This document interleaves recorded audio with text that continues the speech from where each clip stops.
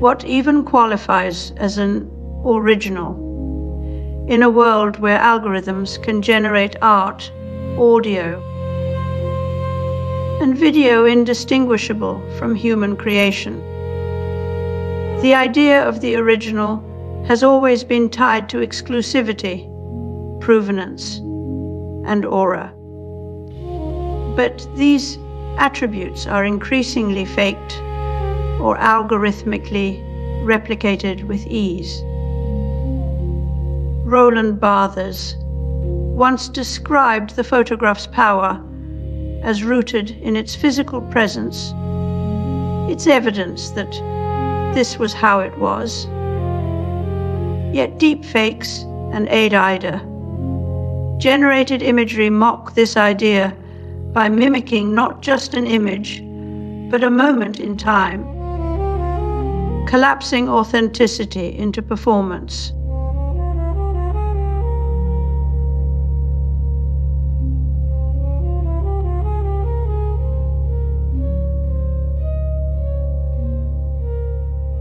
Early computing was all about solving real problems with very limited tools. Think room-sized machines cracking codes or doing missile math.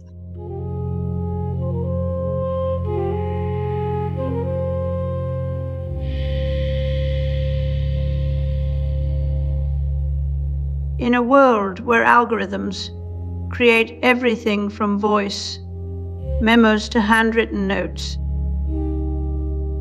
trust no longer relies on authenticity, but rather on how convincingly an artifact can mimic it. We're in the throes of an arms race for every tool that detects fakes.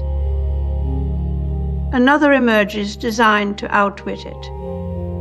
What was once considered real,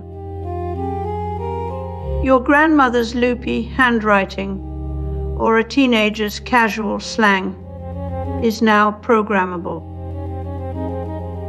This isn't just about tricking machines anymore. It's about convincing humans. The logic that once allowed us to reverse audio clips or trick machines with glitchy data now lets algorithms mimic human flaws in voice, text, and image. We've come full circle from the first digital simulations of imperfections. Now they're everywhere.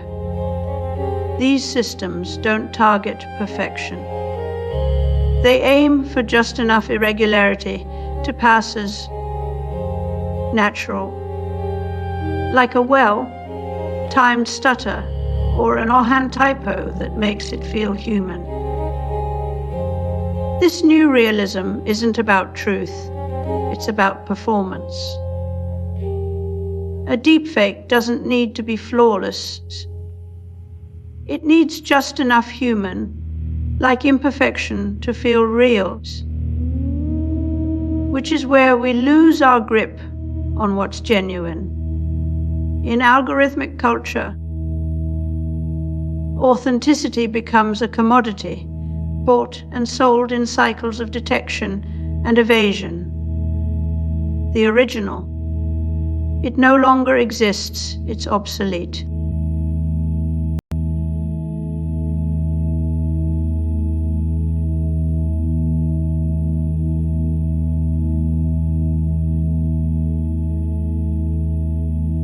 We have a new human being, and that's Chris Potter of Memetics Corporation, a new synthesizer, the Yamaha DX100, and a new computer, the Commodore Amiga. Walter Benjamin once said that what withers in the age of technological reproduction is the aura, the unique, almost sacred presence of an original artwork. But now, it's not just art we're talking about. It's everything. Aura today doesn't live in tradition or craftsmanship. It's manufactured by algorithms. Instagram filters mimic film grain AI.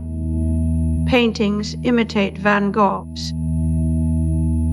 And deepfakes resurrect dead presidents to say things they never would have said. The aura is no longer authentic, just convincing enough. Just this week, a new poll revealed that nearly half of workers fear AI will take their jobs.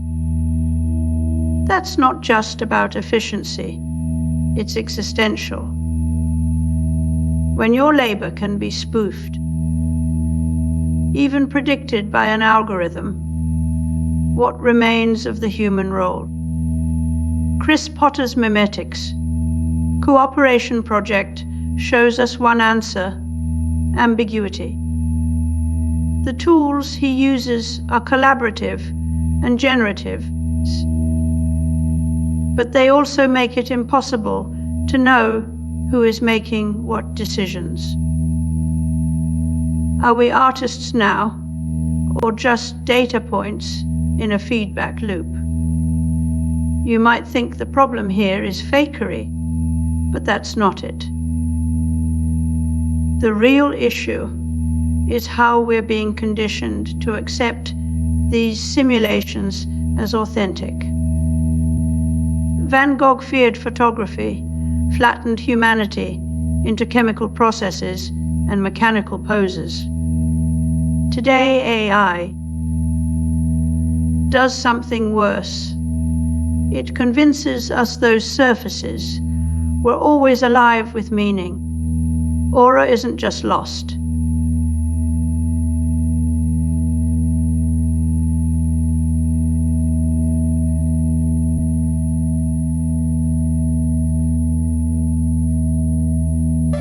By using a switch, the composer can instruct the computer to play the melody backwards,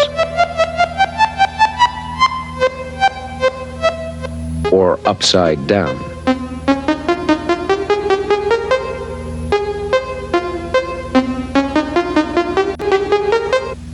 He can change the pitches,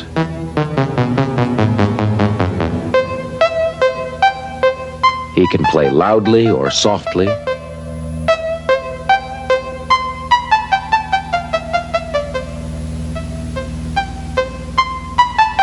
or fast and slow.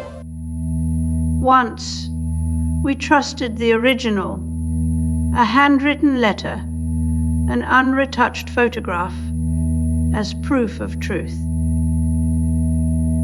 But in algorithmic culture, originals are increasingly obsolete. What is real becomes what is replicable. Every click, every swipe, every search reconfigures authenticity into something manufactured and mutable. A song can be remixed before it's recorded. A speech can be generated by a neural network trained on decades of rhetoric. In this system, the original no longer exists to begin with. Some refused to use new technology because they hated what it sounded like. Today we have no choice. We must believe in algorithms, even when they sound human. Consider the rise of AI, religions, faith systems built not on dogma or scripture, but on predictive models and code-driven mysticism. The algorithm becomes oracle. Its output is treated as revelation. People speak with reverence about models trained on ancient texts, as if divinity were now a data set. What remains is not just a world of simulations. It's a world where the original no longer matters. Everything can be duplicated, rephrased, or recontextualized. The last artifact we cling to is belief in the process itself. We trust algorithms, not because they are transparent, but because they perform authenticity better. than reality ever could. The final illusion isn't that the machine understands us, it's that we must understand